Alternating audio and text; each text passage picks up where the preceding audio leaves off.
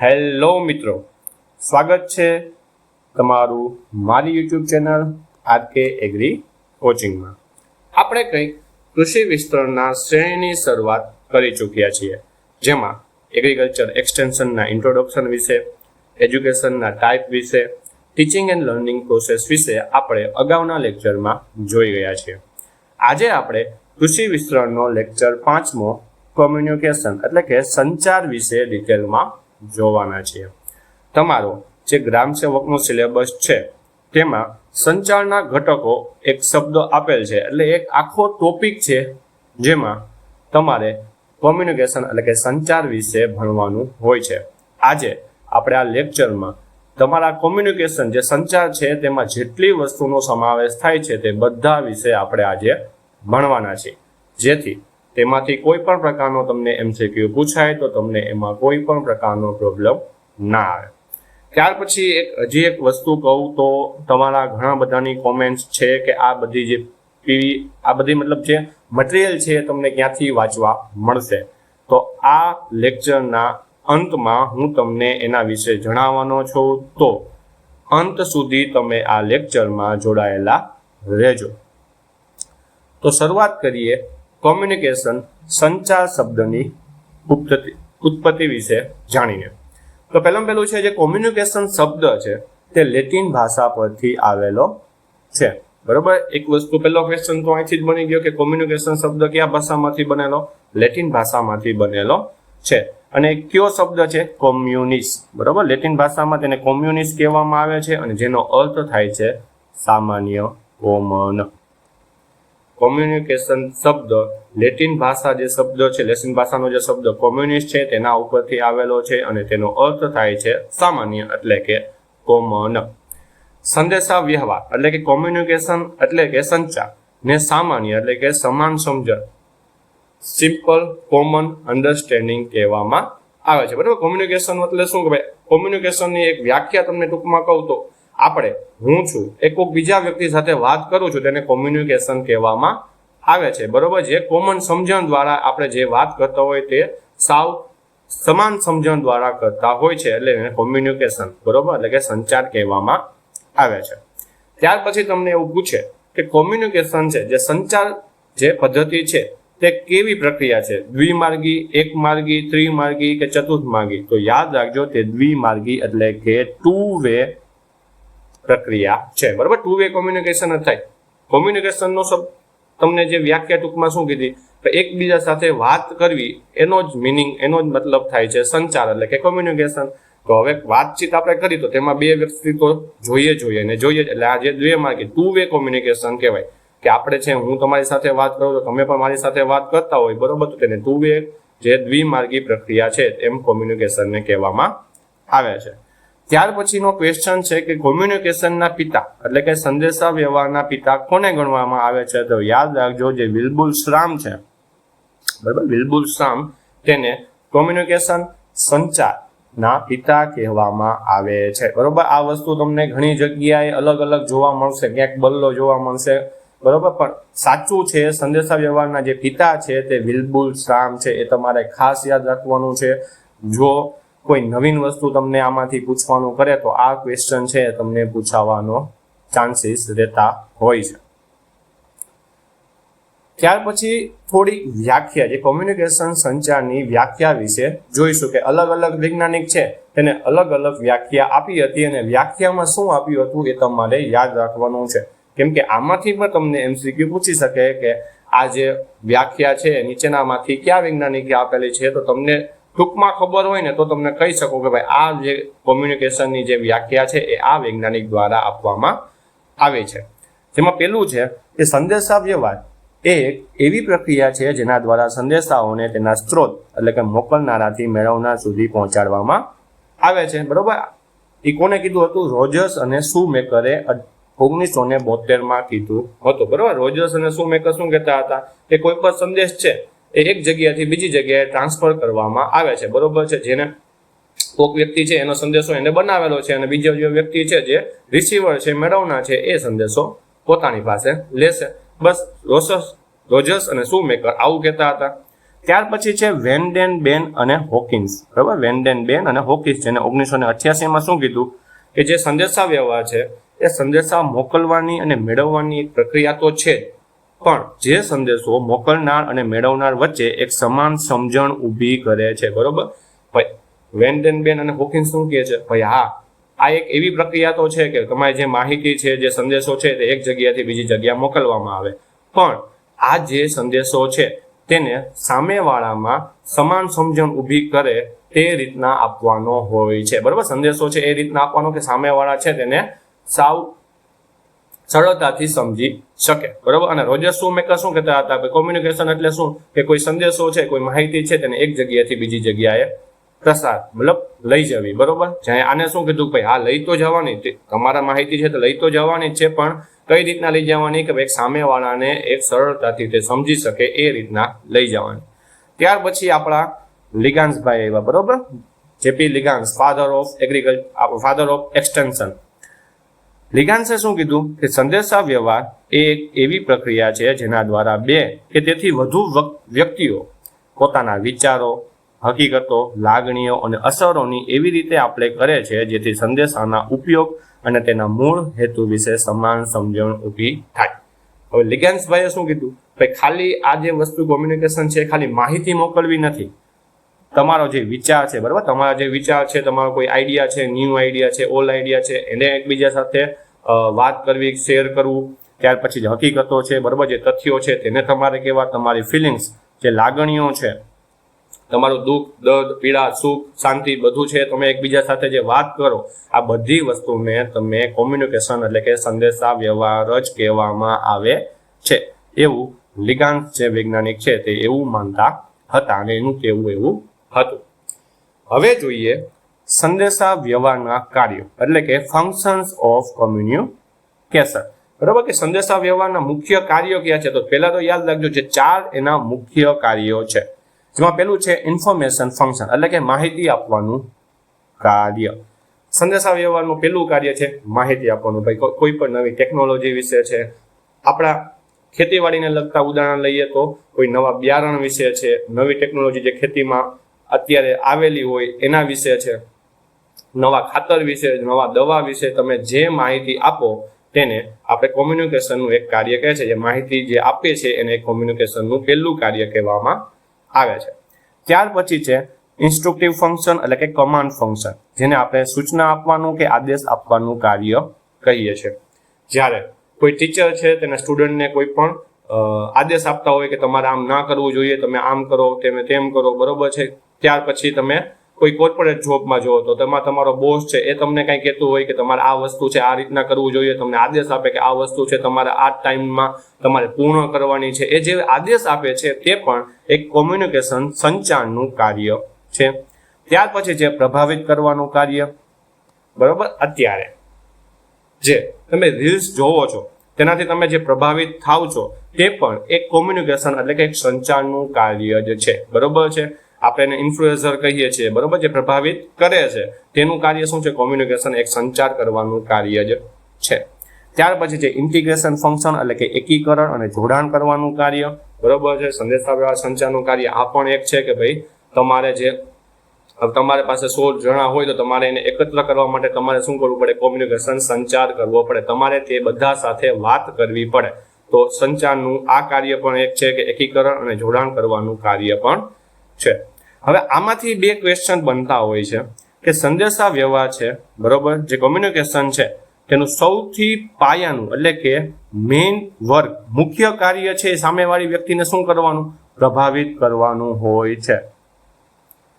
અત્યારે જે રીલ્સ આપણે કરે છે, જે પ્રભાવિત કરે છે એ જ, બરોબર, એ જ છે કોમ્યુનિકેશનનું મુખ્ય કાર્ય છે, બરોબર. માહિતી તો તમે કોમ્યુનિકેશન દ્વારા આપવાના જ છો, સૂચના આદેશ તમે આપવાના જ છો, તમે એકીકરણ કરવા માટે તમે કોમ્યુનિકેશન કરવાના જ છો, પણ પ્રભાવિત કરવું ને એ જ કોમ્યુનિકેશનનું મુખ્ય કાર્ય છે. કેમ કે પ્રભાવિત કરવું કોઈને સહેલું હોતું નથી, બરોબર. તમે રીલ્સ જોતા હશો તો તમારે જે કન્ટેન્ટ હશે એ તમને કન્ટેન્ટ જે ગમતું હશે એ જ કન્ટેન્ટ તમે જોશો, બરોબર. તમારા જે ફ્રેન્ડ સર્કલ છે કે તમારા ઘરમાં કોઈ ફેમિલી મેમ્બર છે એ બીજું કોઈ કન્ટેન્ટ જોતા હશે, તો જે લોકો જેનાથી પ્રભાવિત થયેલા હોય તે એ જ વસ્તુ જોવાની ઈચ્છા ધરાવતા હોય છે. અને કોમ્યુનિકેશન છે જે સંચાર છે તેનું મુખ્ય કાર્ય છે પ્રભાવિત કરવાનું.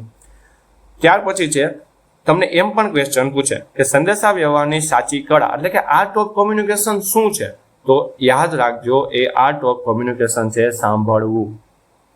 બરોબર, તમે કોઈની સાથે કોમ્યુનિકેશન કરતા હોય કે વાતચીત કરતા હોય એટલે કે સંચાર કરતા હોય ત્યારે તમારું મેઇન મુખ્ય કાર્ય છે ને બોલવું નથી, સાંભળવું છે. કે તમે સામેવાળા જે વ્યક્તિ છે તમે તેને કેટલું સાંભળો છો, એ બોલે છે અને તમે સાંભળો છો અને તમે એને સમજો છો, તો જ તમને જે કોમ્યુનિકેશન કરવાની, જે સંચાર કરવાની પદ્ધતિ છે એમાં તમને મજા આવશે. બરાબર, તમે તો જ વાત કરવાની છે, તમારા બે વચ્ચે મજા આવશે. બરાબર, તમે એને સાંભળો જ નહીં, તમે ખાલી ખુદ બોલ્યા રાખતા હોય તો એ કોમ્યુનિકેશન છે એ કંઈ કામનું નથી. બરાબર, સામેવાળા વ્યક્તિ છે એ તમારી સાથે વાત કરવો જોઈએ અને એ તમારે સાંભળવું જોઈએ.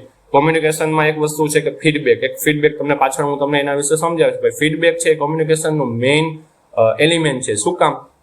કે ભાઈ જો સામેવાળા વ્યક્તિને તમે સાંભળશો જ નહીં તો તમને એની કોઈ જે ઇસ્યુ છે, એના કોઈ પ્રોબ્લેમ છે એ તમને ખબર પડશે નહીં. તો સામેવાળાને સાંભળવું એ સંદેશા વ્યવહારની એક સાચી કળા છે, એટલે કે આર્ટ ઓફ કોમ્યુનિકેશન છે તે છે લિસનિંગ, સાંભળવું. બરોબર, આ બે MCQ તમને પૂછાવાના ચાન્સ રહેતા હોય છે કે કોમ્યુનિકેશન છે એનું મુખ્ય કાર્ય છે પ્રભાવિત, બરોબર, ઇન્ફ્લુએન્સ કરવાનું, અને બીજું છે સંદેશા વ્યવહારની સાચી કળા એટલે કે આર્ટ ઓફ કોમ્યુનિકેશન શું છે? તો લિસનિંગ, સાંભળવું છે એ આર્ટ ઓફ કોમ્યુનિકેશન છે. બરોબર, આ કોમ્યુનિકેશન છે, હું અહીં સંદેશા વ્યવહાર કહું છું, એ જ સંચાર છે. બરોબર, બધા શબ્દો છે એક સરખા છે, એમાં કોઈ એમ ન વિચારતા કે ભાઈ આગળ સંચાર કોમ્યુનિકેશન એટલે કે સંચાર, કોમ્યુનિકેશન એટલે કે સંદેશા વ્યવહાર. બરોબર, આ બધું છે એક જ કહેવાય છે. ત્યાર પછી છે સંદેશા વ્યવહારના તબક્કા કે ફેઝ ઓફ કોમ્યુનિકેશન કેટલા છે? તો પહેલા તો એ યાદ રાખજો કે 3 પ્રકારના ફેઝ ઓફ કોમ્યુનિકેશન એટલે કે સંદેશા વ્યવહારના તબક્કા છે. બરોબર, જેને તમે કોઈ કોમ્યુનિકેશન કરો તો આ 3 તબક્કા દ્વારા તમે કોઈક સાથે વાત કરી શકો છો. પેલું છે એક્સપ્રેશન ફેઝ. બરોબર, કે તમે કોઈ વાત તમે કોઈ બીજાને કહેતા હોય તો તમે કઈ રીતના કહો છો, કઈ રીતના તમે અભિવ્યક્ત કરો છો, બોલો છો, કઈ રીતના દર્શાવો છો. બરોબર, એને આપણે એક્સપ્રેશન ફેઝ કહેવાય. ઘણીવાર આપણે મોઢાથી પણ ઘણી બધી વાતો કહી દેતા હોય, ઘણીવાર તમે બોલીને પણ ના કહી શકતા હોય, એને આપણે એક્સપ્રેશન ફેઝ કહીએ છીએ. કે તમે જે વાત તમે બોલો છો, તમારા મોઢામાંથી તમે જે શબ્દો કાઢો છો તે સામેવાળા વ્યક્તિ છે તે સાંભળે છે. પહેલો ફેઝ એ છે એક્સપ્રેશન ફેઝ. ત્યાર પછી છે ઇન્ટરપ્રિટેશન ફેઝ. સામેવાળા વ્યક્તિએ તમને સાંભળી લીધું, હવે સામેવાળા વ્યક્તિ છે એ તમને જે સાંભળેલું છે તેના માઇન્ડમાં જશે અને એમાં અર્થઘટન થશે કે ભાઈ સામેવાળો વ્યક્તિ છે તમને શું કહેવા માંગે છે. એ જે ફેઝ છે તેને ઇન્ટરપ્રિટેશન ફેઝ એટલે કે અર્થઘટનનો તબક્કો કહેવામાં આવે છે. બરોબર, હવે તમે શું કહેતા હોય, સામેવાળો શું સમજે, એ આ ઇન્ટરપ્રિટેશન ફેઝ છે તેમાં જ નક્કી થાય છે. ત્યાર પછી ત્રીજો છે રિસ્પોન્સ ફેઝ. બરોબર, તમે કહી દીધું, સામેવાળો જે વ્યક્તિ છે તેને સાંભળીને તેના મગજમાં તેનું અર્થઘટન કર્યું. ભાઈ હવે તમે જે સમજાવો છો અને એના મગજમાં તે શું સમજો એ ક્યારે ખબર પડશે? એ તમને રિસ્પોન્સ આપશે, એ તમને સામે પૂછશે કે તમારી સામે પાછા બોલવાની ટ્રાય કરશે અને તમને કંઈક કહેશે, ત્યારે તમને ખબર પડશે કે ભાઈ મેં શું કીધું તું અને એ શું સમજો. બરોબર, એને આપણે રિસ્પોન્સ ફેઝ એટલે કે પ્રતિભાવનો તબક્કો, વળતો જવાબ આપણો કહીએ છીએ. બરોબર, એટલે આપણે જે ફેઝ ઓફ કોમ્યુનિકેશન યાદ રાખજો. પેલો છે એક્સપ્રેશન ફેઝ એટલે કે આપણે કોઈ વ્યક્તિને કંઈક વાત કરીએ છીએ તે. બીજો છે ઇન્ટરપ્રિટેશન ફેઝ એટલે કે સામેવાળા વ્યક્તિના મગજમાં એ શું સમજે છે તે. ત્રીજું ફેઝ છે રિસ્પોન્સ ફેઝ એટલે કે સામેવાળો વ્યક્તિ છે આપણે પાછો વળતો જવાબ આપે ત્યારે ખબર પડે કે આપણે જે સમજાવ્યું હતું એ સમજ્યા છે કે કંઈક બીજું સમજ્યા છે. બરોબર છે, આ 3 ફેઝ છે એ જો પૂરા થાય તો જ તમારું એક કોમ્યુનિકેશન, એક સંદેશા વ્યવહાર છે એ પૂર્ણ થાય છે. એટલે આ જે 3 તબક્કા છે એ પણ તમારે યાદ રાખવાના છે. બરોબર, આમાંથી MCQ ના બનતા હોય પણ તોય તમને થોડુંક ખબર હોવી જોઈએ, તમને જ્ઞાન હોવું જોઈએ કે ભાઈ કોમ્યુનિકેશનના 3 તબક્કા છે. તમને આવો સિમ્પલ ક્વેશ્ચન એ પૂછી શકે ભાઈ કોમ્યુનિકેશનના કેટલા તબક્કાઓ છે? બરોબર છે, તો તમને પૂછી શકે 1, 2, 3 કે 4, તો તમને ખબર હોવી જોઈએ કે 3 તબક્કા છે. અને આ રીતના તમે સમજેલા હોય કે ભાઈ એક તબક્કો કેવો, ભાઈ હું છું, બોલું છું, એક પેલો તબક્કો. બીજો જે સાંભળનાર છે તેના વ્યક્તિમાં મગજમાં જે સમજણ થાય છે એ બીજો ફેઝ છે. અને ત્રીજો એ સામેથી બોલે એ ત્રીજો ફેઝ છે. એટલે આ રીતના સરળ ભાષામાં તમને ખબર હોય તો તમે એનો જવાબ આપી શકો. ત્યાર પછી છે લેવલ ઓફ કોમ્યુનિકેશન એટલે કે સંદેશા વ્યવહારના સ્તરો. બરોબર, ભાઈ લેવલ ઓફ કોમ્યુનિકેશન સંદેશા વ્યવહારના સંચારના સ્તરો કેટલા છે? તો યાદ રાખજો સંચારના 4 સ્તરો છે.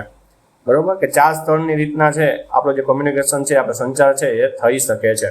જેમાં પેલું છે ઇન્ટરપર્સનલ લેવલ. ટૂંકમાં સમજાવી દઉં, એક એ વ્યક્તિ છે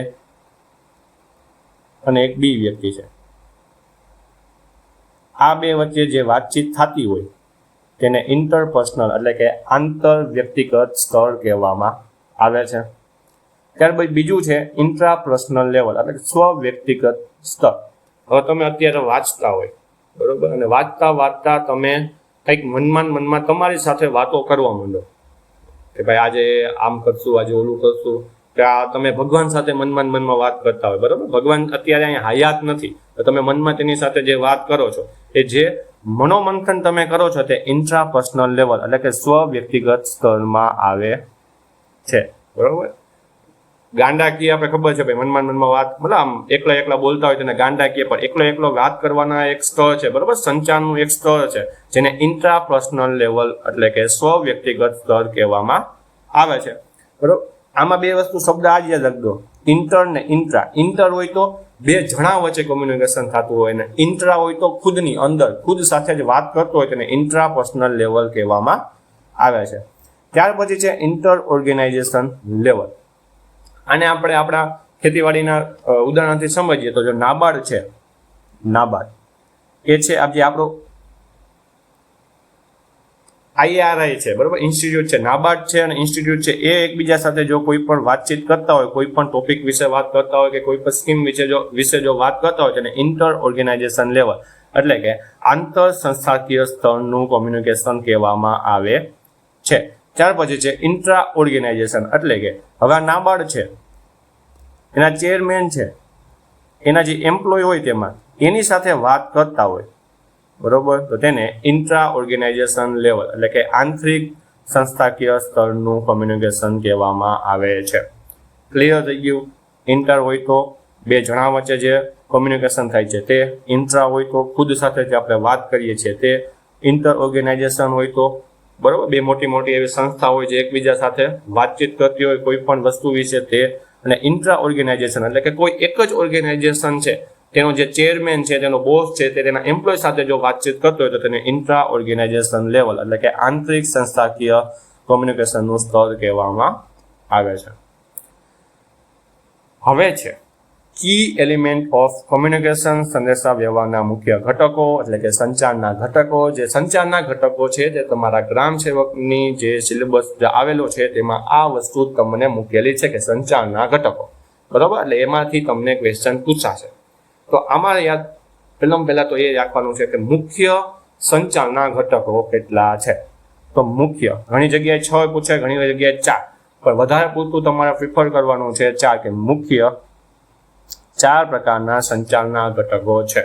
બરોબર, જેમાં પેલું છે સેન્ડર, સોર્સ, કોમ્યુનિકેટર, બીજું છે મેસેજ, ત્રીજું છે ચેનલ અને ચોથું છે રિસીવર. બરોબર, આ 4 એલિમેન્ટ જો ન હોય તો તમારું કોમ્યુનિકેશન, સંચાર, સંદેશા વ્યવહાર શક્ય નથી. બરોબર, શું કામ શક્ય નથી એ પણ આપણે આગળ સમજશું, પણ આ 4 કી એલિમેન્ટ છે જે સંદેશા વ્યવહારના મુખ્ય ઘટકો છે. જેમાં પેલું છે સેન્ડર, સોર્સ, કોમ્યુનિકેટર એટલે કે મોકલનાર, બરોબર, સ્ત્રોત એટલે અથવા તો સંવાદદાતા. હવે સેન્ડર ન હોય ને તો તમારી કોઈ પણ કોમ્યુનિકેશનની વાત છે થવાની નથી. સેન્ડર એટલે શું કે માહિતી આપનાર, વાતચીત કરનાર કે તમને આદેશ આપનાર, બરોબર, આ વ્યક્તિ જો ન હોય તો તમારા કોમ્યુનિકેશનની શરૂઆત થાય જ નહીં.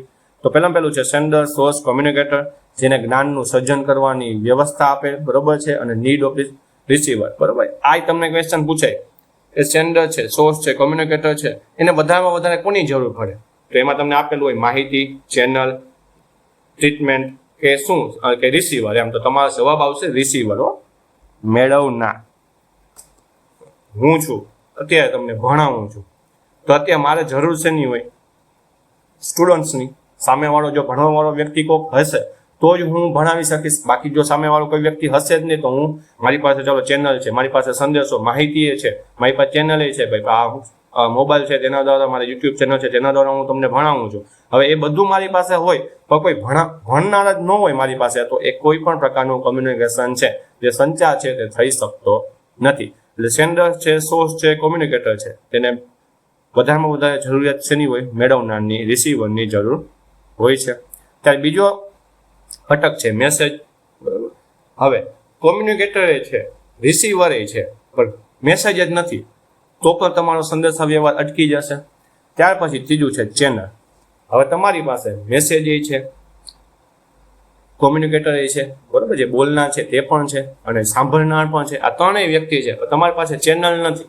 હવે તમે કોઈ પણ વસ્તુ છે તમે બોલો છો, હવે તમે બોલ્યા રાખશો તો સામેવાળાને સમજે. તમે કોઈ પણ ચેનલના માધ્યમથી તમારે એને સમજાવવું જોઈએ. કોઈ પણ વસ્તુ તમને સરળ ભાષામાં સમજાવવી હોય તો તમારે કોઈક ચેનલની માધ્યમની જરૂર પડે બરોબર. તમે મોબાઈલ દ્વારા જો વાત કરતા હોય તો પણ એક ચેનલ થાય છે. તમે બોર્ડ દ્વારા કોઈને ભણાવતા હોય તો પણ તેને ચેનલ કહેવામાં આવે છે. એટલે માધ્યમની જરૂર પડે છે.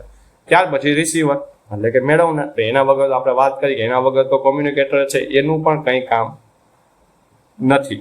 તો આપણા 4 મુખ્ય ઘટકો છે તે આ જ છે: સેન્ડર, મેસેજ, ચેનલ અને રિસીવર.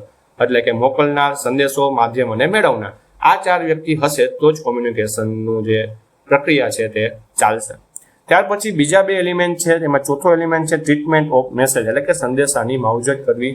હવે કોઈ પણ સંદેશો છે તમે કોઈ પણ માધ્યમથી તમે કોઈ બીજાને મેળવનારને આપો છો, પણ તમારે એ જે સંદેશો છે તેની તમારે એ રીતના સરળ ભાષામાં તમારે તેની સમજૂતી કરવી જોઈએ, જે સામેવાળો જે વ્યક્તિ છે, જે મેળવનાર છે, તેને સરળ ભાષામાં સમજાય.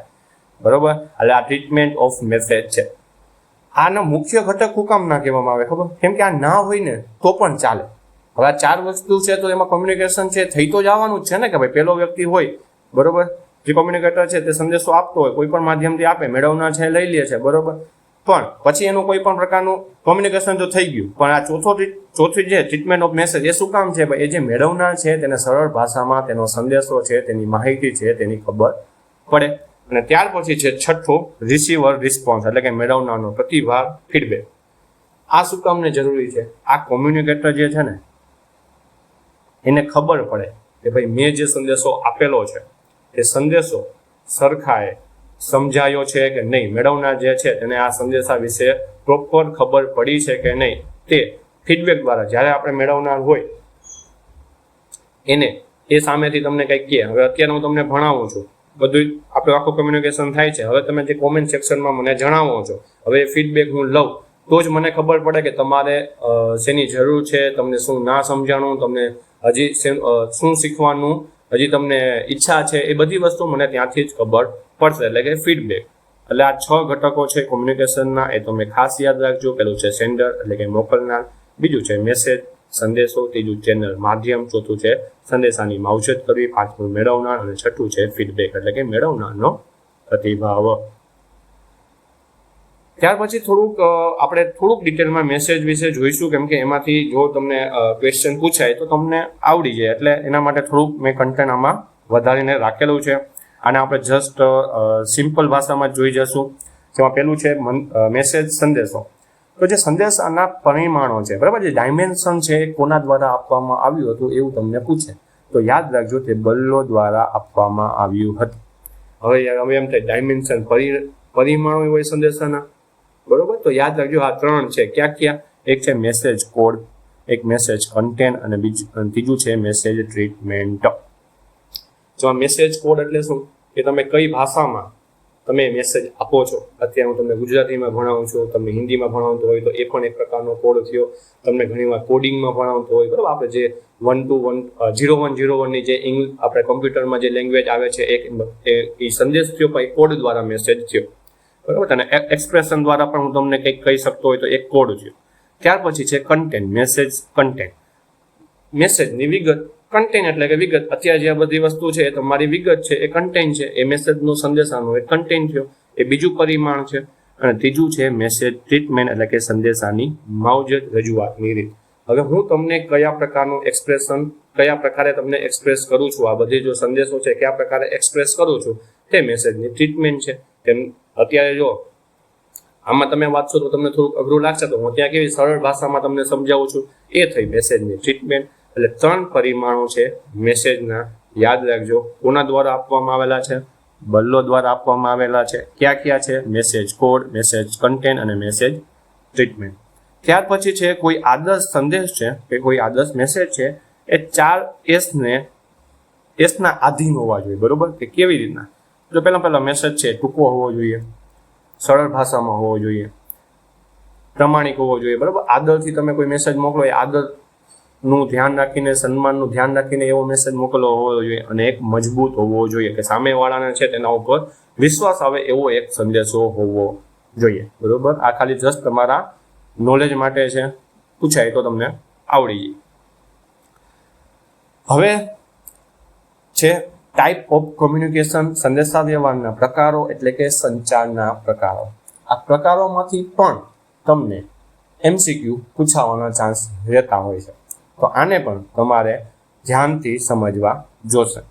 જેમાં પહેલું છે ઓર્ગેનાઇઝેશન સ્ટ્રક્ચરના આધારે, એટલે કે on the basis of organisation સ્ટ્રક્ચરના આધારે 2 પ્રકાર છે એ સંદેશાવ્યવહારના પડેલા છે. જેમાં પહેલું છે ફોર્મલ કોમ્યુનિકેશન, ઔપચારિક સંદેશાવ્યવહાર, અને બીજું છે informal communication, non formal communication, અનૌપચારિક સંદેશાવ્યવહાર. તો એમાં આપણે પહેલા શરૂઆતમાં સાવ ડિટેલમાં નથી જતા, પણ તમને સિમ્પલ ભાષામાં તમને સમજાવજો. એક ફોર્મલ કોમ્યુનિકેશન કોને કહેવાય? કે તમે કોઈ નિયમના આધીનથી, બરોબર, તમે કોઈ પણ પ્રકારની વસ્તુ છે એક જગ્યાએથી બીજી જગ્યાએ તમે પહોંચાડો છો. જે વધારેમાં વધારે તમને આપણે ફોર્મલ એજ્યુકેશનમાં જોઈ ગયા ક્યાં જોવા મળે? સ્કૂલ છે કે કોઈ પણ ઓફિસ છે, બરોબર, કે કોર્પોરેટ ઓફિસ હોય, ત્યાં તમને શું એક બોસ છે કે કોઈ બોસ છે એ તમારા એ એમ્પ્લોયને છે એ સંદેશો આપતા હોય તો એક ફોર્મલ કોમ્યુનિકેશન કહેવાય. પછી ટીચર છે સ્ટુડન્ટને આપતા હોય તો એક ફોર્મલ કોમ્યુનિકેશન કહેવાય. પછી સ્ટુડન્ટ દ્વારા છે ટીચરને કોઈ પણ પ્રકારની વાતચીત કરવામાં આવે તો તમે તેને મેલ દ્વારા મોકલી શકો છો.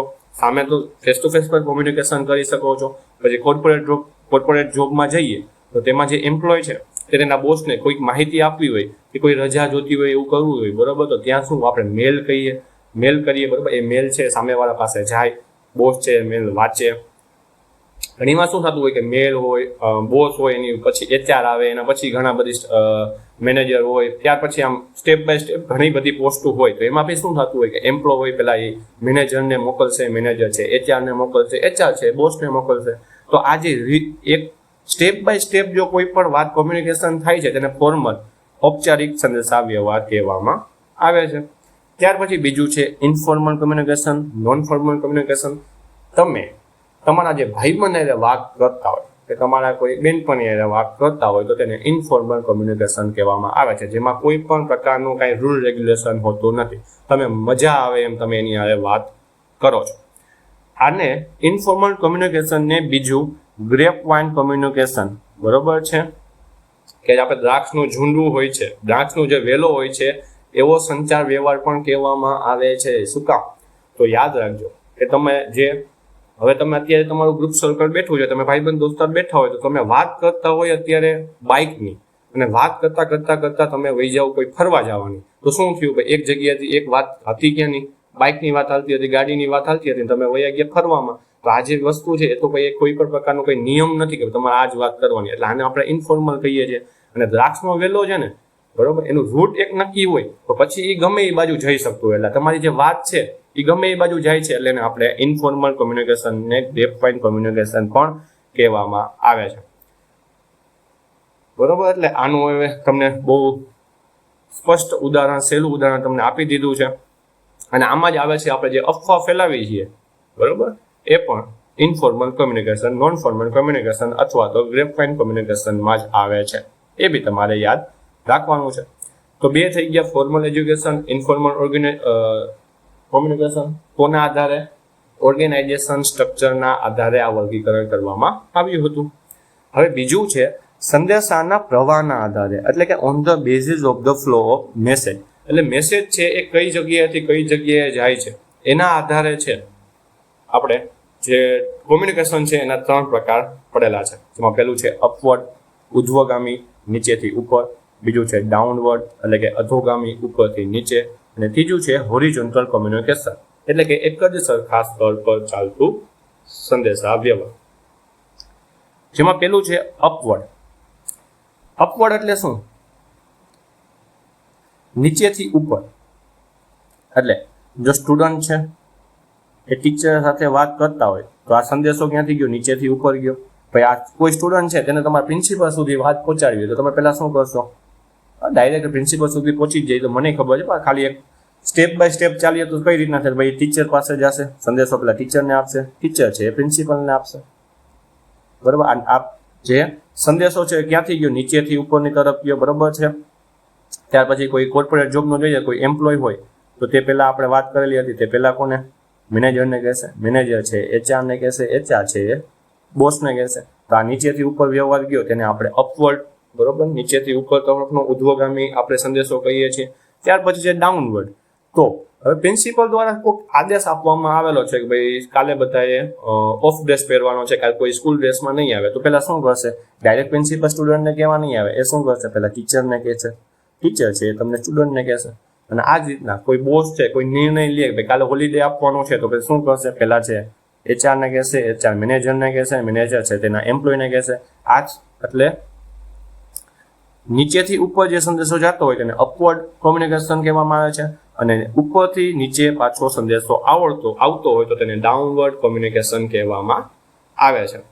અને હવે છે હોરિઝોન્ટલ કોમ્યુનિકેશન.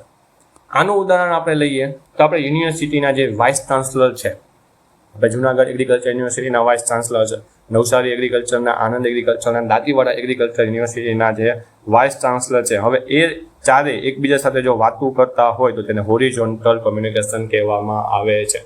શું કામ? આગળ આપણે જે જોયું એમાં બધાની પોસ્ટ સેમ નહોતી. સ્ટુડન્ટ, ટીચર અને પ્રિન્સિપલ અલગ અલગ પોસ્ટ છે અને અલગ અલગ સ્તર છે. જ્યાં આપણે કોર્પોરેટ જોબમાં જોઈએ જે બોસ છે તે એના પછી એચઆર આવે, એચઆર પછી મેનેજર, મેનેજર પછી એમ્પ્લોય, તો એ પણ એક પ્રકારનું સ્તર થયું. એટલે અલગ અલગ પોસ્ટમાં છે, બરાબર. તમને ખબર છે કે બોસ છે તો બહુ ઉપરની પોસ્ટમાં આવે, પછી એચઆર આવે તો એનાથી થોડોક હેઠે એચઆરની હેઠે મેનેજર, મેનેજર એનાથી, અને એમ્પ્લોય છે હાવ નીચે આવે. પણ આપણે વાઇસ ચાન્સલરની વાત કરેલી છે તો વાઇસ ચાન્સલર્સમાં શું થાય? વાઇસ ચાન્સલર તો બધા એક જ પોસ્ટમાં, સેમ પોસ્ટમાં છે, બરાબર. એટલે સમાન વ્યક્તિ ગણાય, સમાન પ્રભાવશાળી વ્યક્તિ ગણાય. તો એ ચારેય વ્યક્તિ જો વાત કરતા હોય તો તેને હોરિઝોન્ટલ કોમ્યુનિકેશન કહેવામાં આવે છે, એટલે કે સમક્ષિતિજ સંચાર કહેવામાં આવે છે. અથવા આપણે જે હોરિઝોન્ટલ છે તેને બીજા કયા નામથી ઓળખાય છે તો એ પણ યાદ રાખજો, તેને લેટરલ કોમ્યુનિકેશન પણ કહેવામાં આવે છે. તો સંદેશાના પ્રવાહના આધારે અપવર્ડ કોમ્યુનિકેશન, ડાઉનવર્ડ કોમ્યુનિકેશન અને હોરિઝોન્ટલ કોમ્યુનિકેશન કહેવા એમ 3 પ્રકાર પડે છે. ત્યાર પછી છે રજૂઆતની રીતના આધારે, એટલે કે on the basis of the way of expression. હલે તમે જે માહિતી આપો છો કે કોઈ પણ સંદેશો આપો છો એ કેવી રીતના આપો છો ને, બરોબર છે, એના આધારે પણ 3 પ્રકાર પડે. જેમાં પેલું છે વર્બલ અથવા તો ઓરલ, મૌખિક કે શાબ્દિક. બીજું છે નોન વર્બલ, ઈશારા કે હાવભાવ દ્વારા. અને ત્રીજું છે રિટન કોમ્યુનિકેશન, લેખિત સંદેશા વ્યવહાર. તો પહેલો છે વર્બલ અથવા તો ઓરલ. હું અત્યારે બોલું છું, તમે બધા અત્યારે લેક્ચર જોવો છો ને સાંભળો છો, તો તેને વર્બલ કોમ્યુનિકેશન કહેવામાં આવે છે. આનું ઉદાહરણ બેસ્ટ. બીજું છે નોન વર્બલ. તમે જે બે ભાઈબંધો હોય, હારે હોય ને તમે આંખોથી કોઈ પણ વસ્તુનો તમે વાતચીત કરો, આંખના ઈશારાથી તમે કોઈ સંદેશો આપી દો ને સામેવાળો સમજી જાય તો તેને નોન વર્બલ કહેવામાં આવે છે. અને ત્રીજું છે રિટન કોમ્યુનિકેશન, એટલે કે તમે કોઈ પત્ર લખો છો, લેટર લખો છો કે મેસેજ તમે કોઈને મોકલો છો તો એ રિટન કોમ્યુનિકેશન કહેવામાં આવે છે, જે રજૂઆતના આધારે પડેલા ટાઈપ એટલે કે પ્રકાર છે. આજ બસ આવું યાદ રાખવાનું છે. ભાઈ આમાંથી તમને પૂછી શકે કે વ્યાખ્યા ડાયરેક્ટ પૂછી શકે કે આ રીતના જો કોમ્યુનિકેશન કરવામાં આવે તો નીચેનામાંથી કયું કોમ્યુનિકેશન કહેવામાં આવે છે. તો આમાં તમને ખબર હોય, તમને એની વ્યાખ્યા ખબર હોય, તમે જે શબ્દ વિશે જો જાણતા હોય તો તમે એનો સાચો જવાબ આપી શકો. ત્યાર પછી નોન વર્બલ કોમ્યુનિકેશન છે, એમાં જે આપણે વાતચીત કરીએ છીએ, બરોબર, એને એક અલગ અલગ નામથી આપણે એને ઉચ્ચારીએ છીએ કે એને કહીએ છીએ, બરોબર. તો એ આપણે જોઈએ. એમાં પેલું છે ઓકવર્ડ, જે શારીરિક હલનચલન, બરોબર, અથવા ઓકવર્ડ અથવા તો શારીરિક હલનચલન, હાવભાવ કે બોડી લેંગ્વેજ દ્વારા થતા અશાબ્દિક સંદેશા વ્યવહારને કાઇનેસિસ કહે છે. તમે કોઈ પણ વસ્તુ, તમે બે ફ્રેન્ડ છે, તમે બાજુમાં બેઠા હોય અને તમે કોઈ આંખોના ઈશારાથી કે તમારા મોઢાના એક્સપ્રેશનથી જો એકબીજા સાથે તમે કોમ્યુનિકેશન વાતચીત કરો તો તેને કયા પ્રકારનું કોમ્યુનિકેશન કહેવાય? તો તેને કાઇનેસિસ કહેવામાં આવે છે. અને તમને એમસીક્યુમાં પૂછે તો તમારે શું યાદ રાખવાનું કે એક અશાબ્દિક કે નોન વર્બલ હોય અને સંદેશા વ્યવહાર છે શારીરિક હલનચલન કે હાવભાવ કે બોડી લેંગ્વેજ દ્વારા થતો હોય તો તેને કાઇનેસિસ કહેવામાં આવે છે. ત્યાર બીજું છે વિચિત્ર કે અજુગતી મૌખિક બરાબર વર્બલ રજૂઆત અથવા ચેષ્ટાને એન્ટિક્સ કહેવામાં આવે છે. હવે તમે કોઈ પણ વાત મોઢેથી કરતા હોય અને તમારા શરીરનો હાવભાવ બદલતા રહેતા હોય બરોબર છે તો તેને કઈ કોમ્યુનિકેશન કહેવાય, તેને એન્ટિક્સ કહેવામાં આવે છે. બરોબર, ઘણાની ટેવ હોય વાતચીત કરતા કરતા હાથ છે એ ઉપર નીચે હલાવતા હોય તો તેને મૌખિક કરે છે, વર્બલ કરે છે તો તેને એન્ટિક્સ કહેવામાં આવે છે. ત્યાર પછી જે સ્પર્શ, બરોબર, તમે એકબીજા સાથે હાથ મિલાવો છો કે કોઈની પીઠ તમે થપથપાવી, શાબાશ કરવા માટે થપથપાવી, અને તમે બેઠા છો અને તમારે તમારા ફ્રેન્ડને કોઈ પણ પ્રકારનું કંઈક તમારે સંદેશો દેવો એટલે તમારે એનું ધ્યાન તમારી તરફ દોરવું હોય તો તમે શું કરો? આપણે કહીએ ને ઠોહા મારવું, એટલે આપણે કોણી મારી હોય બીજા ભાઈબંધને, કોણીથી સ્પષ્ટ થઈને ખબર પડી જાય કે ભાઈ અહીં કંઈક છે. તો એ જે સંદેશા વ્યવહાર થયો તો તેને હેપ્ટિક્સ કહેવામાં આવે છે. બરાબર, હવે કોણી મારો ને તો એક વસ્તુ યાદ રાખજો, આને કયો સંદેશા વ્યવહાર, એને હેપ્ટિક્સ કહેવામાં આવે છે. ત્યાર પછી જે સમયના સંદર્ભમાં થતા અશાબ્દિક સંદેશા વ્યવહારને ક્રોનેમિક્સ કહેવામાં આવે છે. તમે કોઈ પણ મીટિંગમાં જાતા હોય અને તમે ટાઈમસર જો પહોંચી ગયા હોય તો ત્યારે તમારો બોસ છે, હવે મીટિંગમાં બધા તમારા જે કોઈ ઉચ્ચ અધિકારી છે કે કોઈ બોસ છે એ તમને આમ સામું જોવે અને ખુશ થાય તો તમારે સમજી જવાનું કે આને ક્રોનેમિક્સ કહેવામાં આવે છે. આ પણ એક સંદેશા વ્યવહાર છે. અને તમે એમાં અંદર મીટિંગમાં પહોંચ્યા અને તમારાથી લેટ થઈ ગયું છે અને તમારા જે બોસ છે કે તમારા ઉચ્ચ અધિકારી છે એ તમારા સામું એ રીતના જોવે, ગુસ્સાથી જોવે તો તમારે સમજી જવાનું આ પણ એક કોમ્યુનિકેશન, એક સંદેશા વ્યવહાર છે જેને આપણે ક્રોનેમિક્સ કહેવામાં આવે છે, જે ટાઈમ ઉપર આધાર રાખતો હોય છે.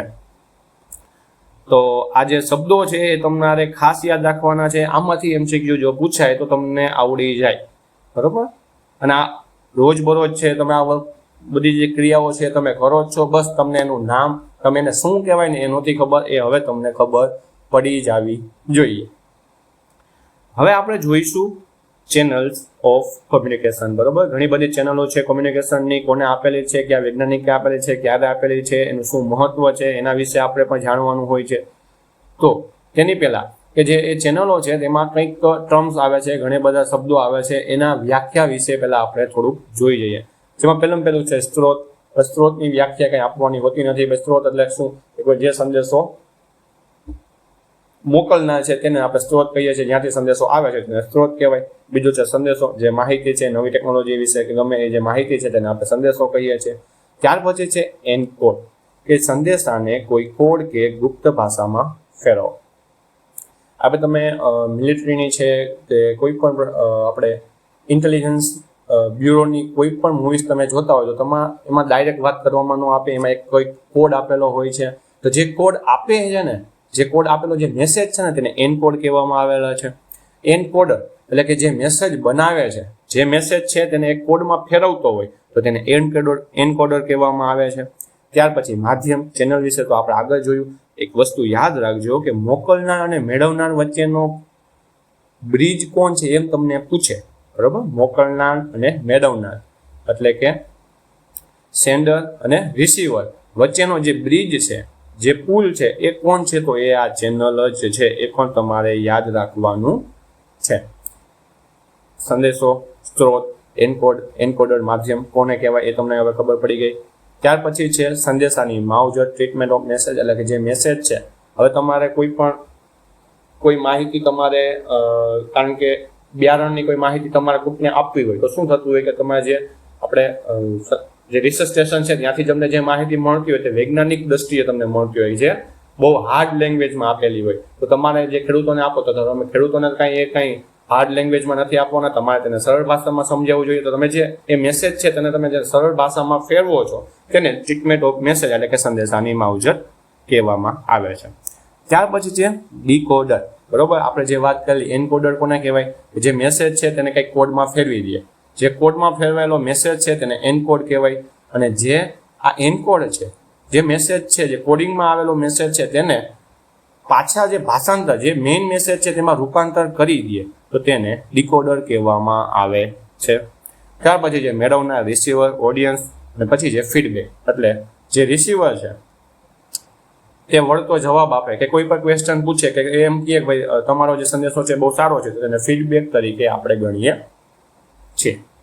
હવે છે મોડલ્સ ઓફ કમ્યુનિકેશન, એટલે કે કમ્યુનિકેશનના મોડલ્સ, જેમાં પહેલું મોડલ છે એરિસ્ટોટલ દ્વારા આપવામાં આવ્યું હતું 300 બિફોર ક્રાઇસ્ટ. બરોબર, આ યાદ રાખજો. સૌથી પહેલું કમ્યુનિકેશન મોડલ, સંદેશા વ્યવહાર એટલે કે કમ્યુનિકેશનનું જે મોડલ છે કોના દ્વારા આપવામાં આવ્યું હતું, તે એરિસ્ટોટલ દ્વારા 300 બિફોર ક્રાઇસ્ટમાં આપવામાં આવ્યું હતું, જેમાં 3 જ એલિમેન્ટ્સ હતા. ક્યાં? એક હતું સ્પીકર, જે બોલતો હોય તે, બીજો છે સ્પીચ એટલે કે વાણી, જેને આપણે મેસેજ પણ કહી શકીએ છીએ, અને ત્રીજો છે ઓડિયન્સ એટલે કે શ્રોતાઓ. તો આ એરિસ્ટોટલનું એક જ એવું મોડલ છે કે જેમાં 3 એલિમેન્ટ્સ છે. બરોબર, 3 એલિમેન્ટ્સ કોમ્યુનિકેશનના શેમાં છે એવું તમને પૂછાય તો એરિસ્ટોટલ જે મોડલ છે તેમાં તમને જોવા મળે છે. બસ આમાંથી આ જ વસ્તુ તમારે યાદ રાખવાનું છે.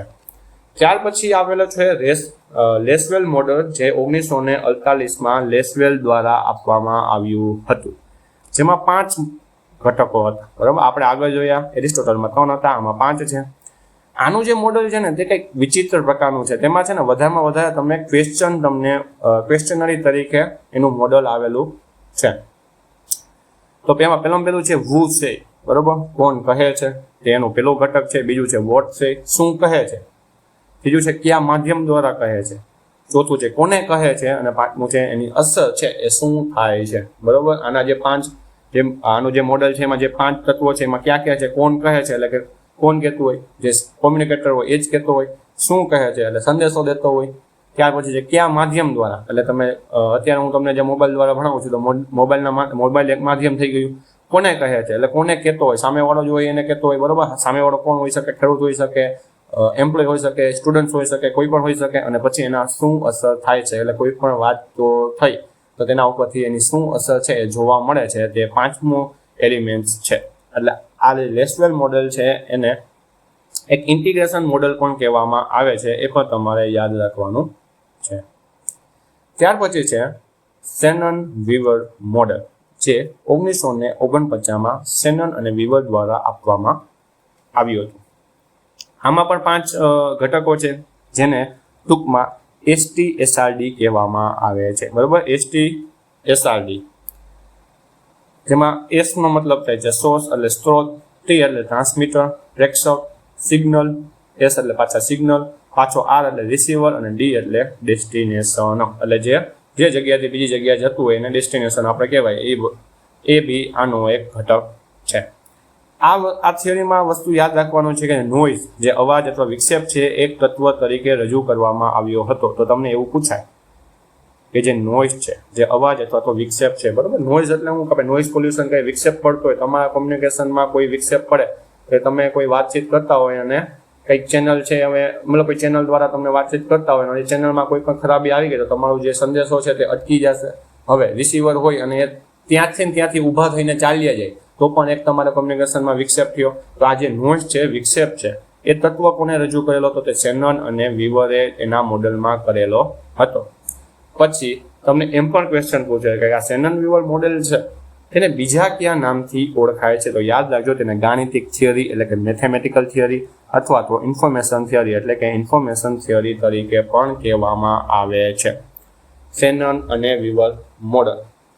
અને આ મોડલ ખેતીવાડીની જે માહિતીનું પ્રસારણ કરવા માટે સૌથી વધુ ઉપયોગી છે. બરાબર, આ પણ તમારે યાદ રાખવાનું છે. એટલે આ સોર્સ એટલે જો આ ટ્રાન્સમીટર એટલે શું ભાઈ, એક પ્રકારનું ચેનલ જ થઈ. બરાબર, પછી સિગ્નલ સંકેત છે, રિસીવર પાસે પહોંચે છે, અને ડેસ્ટિનેશન જે જગ્યાએ પહોંચાડવાનું હતું એ. તો શેનન અને વીવરના કેટલા ઘટકો છે યાદ રાખજો, 5 ઘટકો છે. ક્યાં? STSRD તમારે ટૂંકમાં યાદ રાખવાનું. ST યાદ રાખવાનું કે ST કેમાં T આવશે, ટ્રાન્સમીટર છે આમાં જ આવે છે, જોવા મળે છે. ત્યાર પછી જે નોઇઝ છે એ કોને તત્વો રજૂ કરેલો હતો, તે પણ આ શેનન વીવરે કહેલું હતું. અને શેનન વીવરને ગાણિતિક થિયરી અથવા તો ઇન્ફોર્મેશન થિયરી કહેવામાં આવે છે.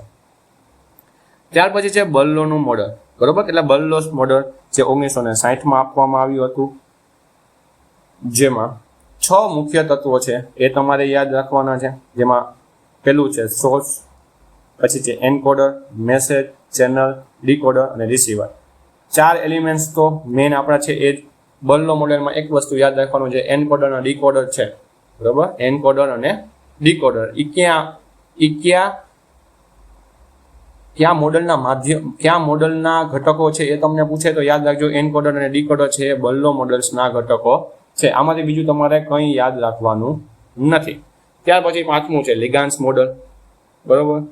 હવે આમાં છે ને એક ઓર્ડર છે ને, એક ઘટક છે ને વધારે તેને રાખેલું હતું, બરાબર. એટલે એમાં 6 કહેવામાં આવે છે, જેના CMCTAR, CMC તાર, તમે CMCTAR તમે યાદ રાખો, CMCTAR તન, CMCTAR એ રીતના યાદ રાખો.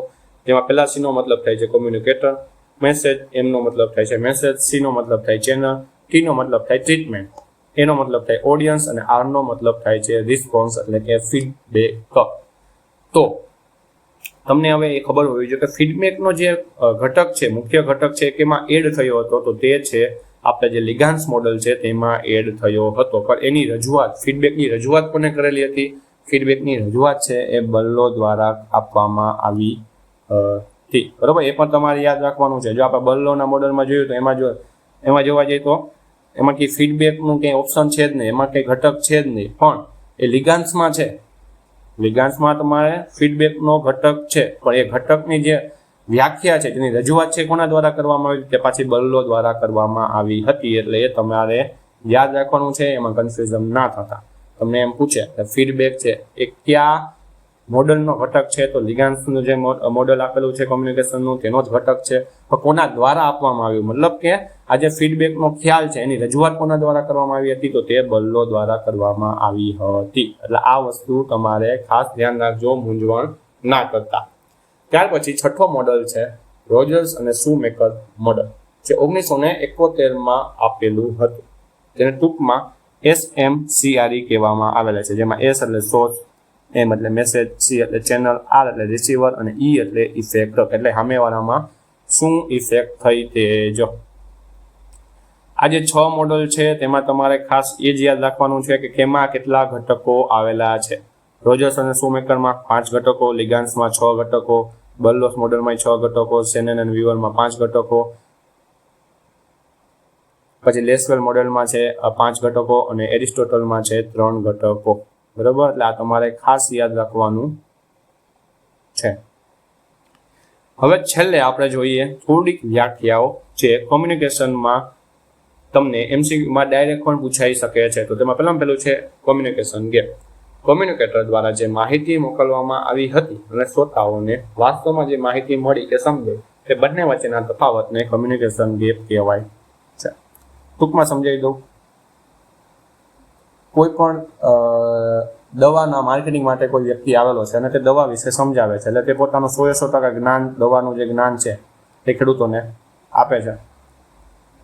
હવે એ જે માધ્યમથી આપે છે, એટલે કે કોઈ પીપીટી પ્રેઝન્ટેશનથી માહિતી આપતો હોય અને પ્રેઝન્ટેશનમાં કોઈ પણ પ્રકારનો કંઈક પ્રોબ્લેમ થયો કે એના બોલવામાં કંઈક પ્રોબ્લેમ થયો અને એના સાંભળવામાં તકલીફ થઈ થોડી ગમતી, તો શું થશે કે ભાઈ જે 100%માંથી ખેડૂત પાસે 60% જ પહોંચશે માહિતી.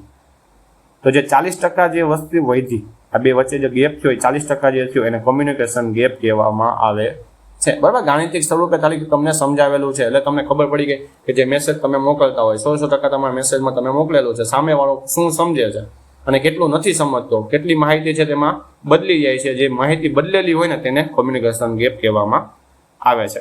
ત્યાર પછી છે મિરાજ. હવે સાચી માહિતી સાથે ખોટી કે અફવા જેવી માહિતી જો ભળી જતી હોય તો તેને મિરાજ કહેવામાં આવે છે.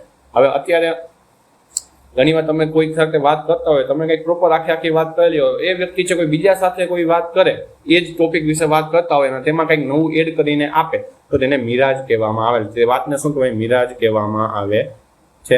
ત્યાર પછી છે એમ્પેથી, એટલે કે કોઈ પણ વ્યક્તિની અન્ય વ્યક્તિની આંતરિક માનસિક સ્થિતિ, વિચારો અને લાગણીઓ અને તેના સંદર્ભને બરાબર એ જ રીતે સમજવાની ક્ષમતા. એમ્પેથી કોને કહેવાય? હવે તમે છો તો તમે છોકરો હોય તો તમારી ગર્લફ્રેન્ડ અને છોકરી હોય તો તમારો બોયફ્રેન્ડ. હવે એની સાથે તમે જે હાવભાવ જોઈ, બરોબર છે, તમારે એની ફિલિંગ જોઈને જો તમને ખબર પડી જાય કે ભાઈ આને શું થયું છે, આને મતલબ શું કહેવા માગે છે, તો તેને એમ્પેથી કહેવામાં આવે છે, બરાબર. તમે એની આંતરિક માનસિક સ્થિતિને તમે સમજી જતા હોય એ પ્રમાણે તમે એનો હાવભાવ ને બધું તમે જોઈ શકતા હોય તો તેને એમ્પેથી કહેવામાં આવે છે. બરાબર, ખાલી ઉદાહરણ છે અને આવા જ ઉદાહરણથી વધારે યાદ રહેતું હોય તો એટલે હું આવા ઉદાહરણ આપું છું. ત્યાર પછી છે ફિડેલિટી, એટલે કે કોમ્યુનિકેશન પ્રક્રિયાના તમામ ઘટકો અથવા તત્વો દ્વારા કરવામાં આવતી વફાદાર અથવા ચોક્કસ કામગીરીને કોમ્યુનિકેશનની ફિડેલિટી કહેવામાં આવે છે. જે ચારે ચાર આપણા જે મેઇન સ્ત્રોત છે, બરાબર, મેઇન એલિમેન્ટ્સ છે કોમ્યુનિકેશનના, એ બરોબર ચાલે છે, બરોબર વર્ક કરે છે, બરોબર, તેને ફિડેલિટી કહેવામાં આવે છે. એ તમારે યાદ રાખવાનું છે. ત્યાર પછી છે કોમ્યુનિકેશનની આખી પ્રક્રિયામાં આવતી કોઈ પણ પ્રકારની અડચણ, અવરોધ કે રૂકાવટને આપણે સામાન્ય રીતે શું કહીએ છીએ? નોઇઝ કહીએ છીએ. બરોબર, આપણે નોઇઝની વાત આગળ કરેલી હતી.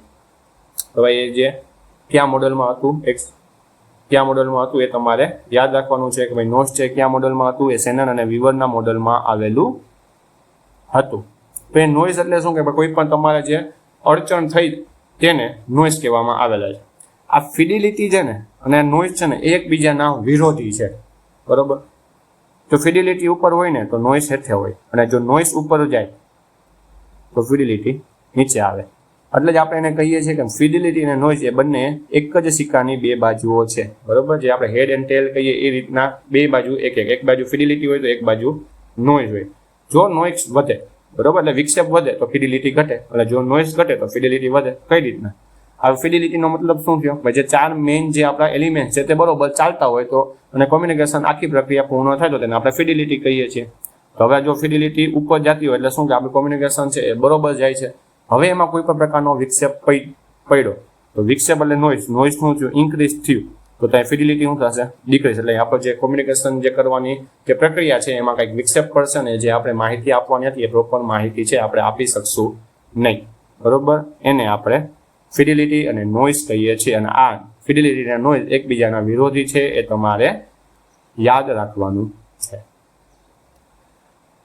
જો તમને આ વિડીયો ગમ્યો હોય તો વિડીયોને લાઈક કરી દેજો. તમારે ગ્રામ સેવકના તૈયારી કરતા મિત્રોને આ શેર જરૂરથી કરજો. અને જો મારી ચેનલ સાથે હજી તમે ના જોડાયા હોય તો મારી ચેનલને સબસ્ક્રાઇબ કરીને જોડાઈ જજો.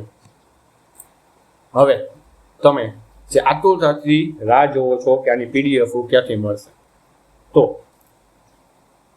તમે જે પ્લે સ્ટોરમાં કૃષિકલ્પ કરીને એપ્લિકેશન સર્ચ મારશો, કૃષિકલ્પ,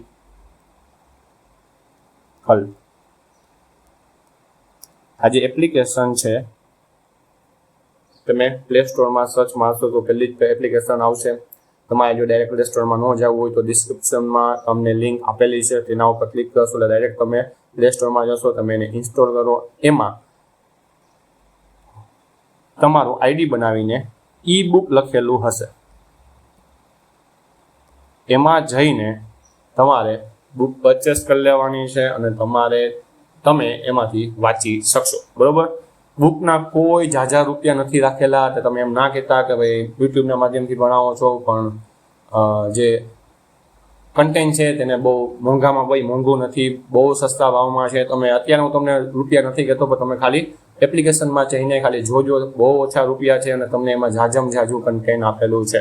અત્યારે તમને એન્ટોમોલોજી જે સિરીઝ આપણી પતેલી ગઈ છે ને એન્ટોમોલોજીનું, એનું કન્ટેન્ટ એમાં મૂકી દેવામાં આવ્યું છે. તો તમે આ કૃષિકલ્પ એપ્લિકેશન ડાઉનલોડ કરી લેજો અને એમાંથી આ બુક ડાઉનલોડ કરીને તમે એમાં વાંચી શકશો. આજનું લેક્ચર અહીંયા સુધી જ છે. જય હિન્દ, જય કિસાન.